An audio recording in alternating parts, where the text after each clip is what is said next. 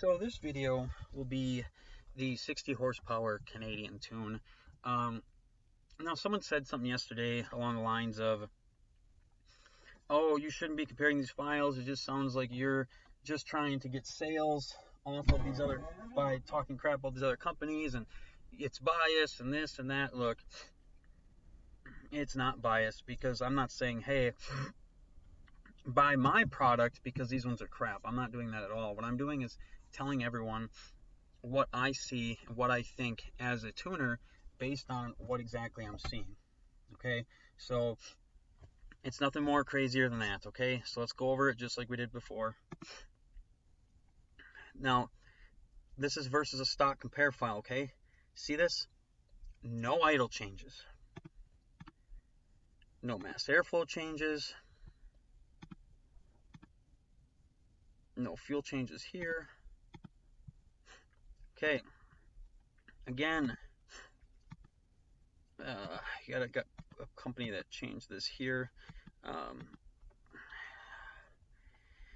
Sometimes in order to get the fuel mileage to read correctly, you need to make the peak of the chart a little bit higher. Not sure if that's why they did that or not. Transients, at least here they kept the tables identical, so that's good. That's quality. Here, not so much. All they did was change the wide open throttle areas up top. Again, that's really not enough at all.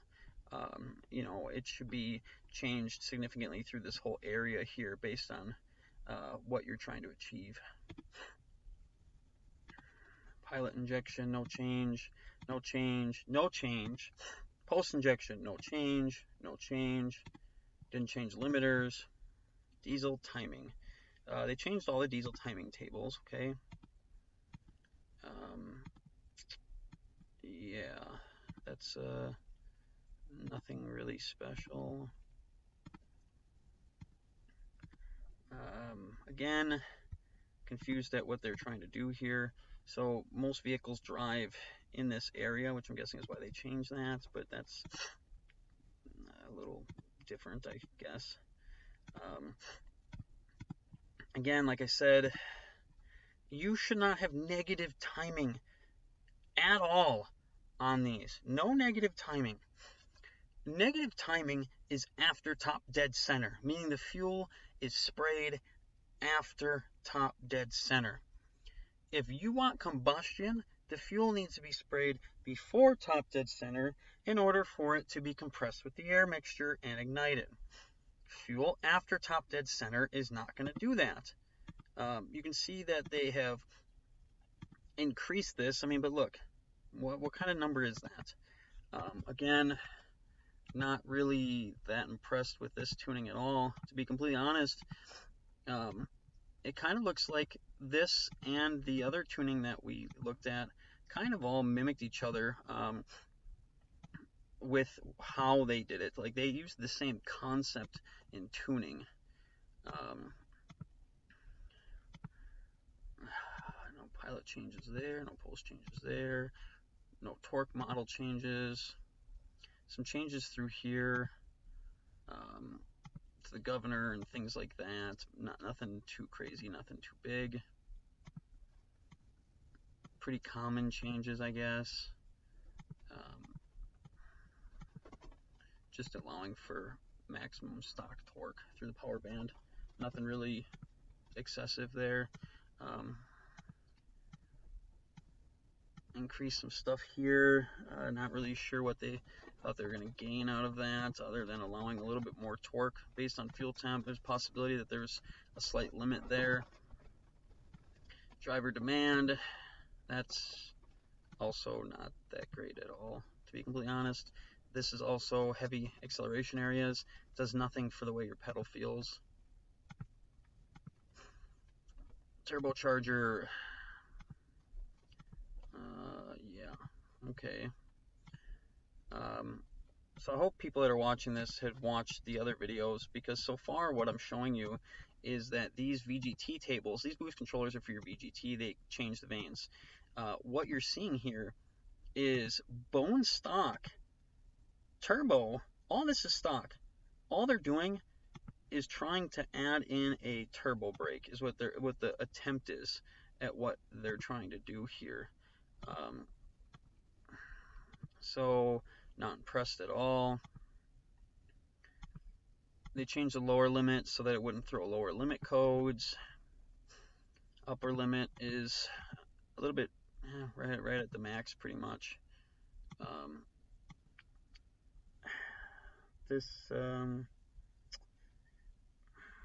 really trying to see what the concept of this would be.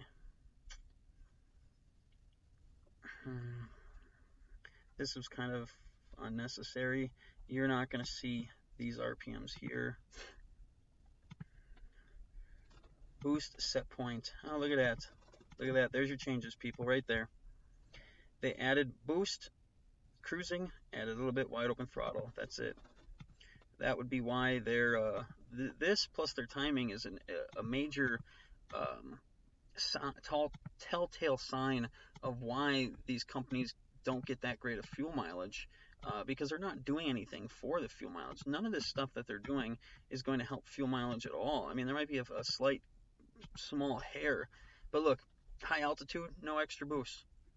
You know, they say this stuff is 60 horsepower, but at the end of the day, none of these companies are going to be able to put this vehicle on a dyno and show 60 horsepower with this exact file.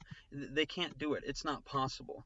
The only company that's going to come close is the second one I showed you, which was out of Michigan, and even they're not going to be able to hit it.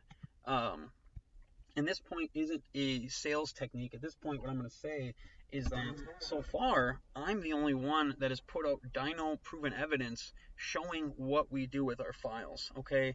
Buy whatever tuning you want, but if you're going to purchase from these companies, ask them for some sort of a guarantee that the tune is going to make the power that they say it is. And if it doesn't, ask if they can get a ask if you can get a refund if their tuning doesn't say what it does.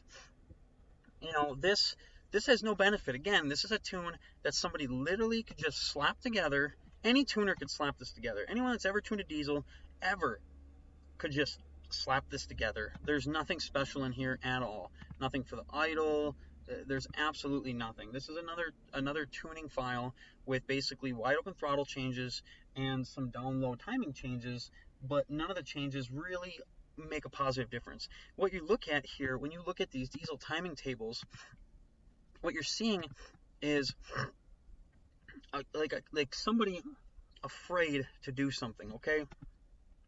They're afraid to make changes because their test vehicle they don't own. They're afraid to make changes. So what you're seeing here is very small percentage changes that are made. So what they do here, where they got this extra, it was just to bring the number up. That's all it was. Like, this number would have been super low or whatever else. But what you're also going to notice here, look at this timing table. That is absolutely awful, okay? So the thing is you cannot have jumps from 6 degrees to 12 degrees of timing. You can't have these jumps. You cannot do these jumps at all. And again, this is why their tunes don't make any power down low. There's not enough fuel timing for it, okay? I'm sorry that this video wasn't as long as the other ones, but at this point, if you've been following my other videos, you should know by now a majority of what we've just talked about, or be able to remember from what I've said in the other videos. So I don't think that this needs to be a 16 to 20 minute long video explaining the stuff that's wrong with what you're seeing here, okay? No fuel system changes, nothing, okay? So your desired fuel pressure, okay, just changes to PSI, okay? Look, between 1300 and 5300, 29,000 PSI, okay? The vehicle can take 30,000, okay? Up here, yeah, I get it, doesn't matter. But down here, this should also be 30,000, okay? The minute you hit the throttle, wide on throttle, you should be able to get full fuel pressure, okay? There's no reason why you can't max that out in that area, because you have fuel pressure set points here, okay?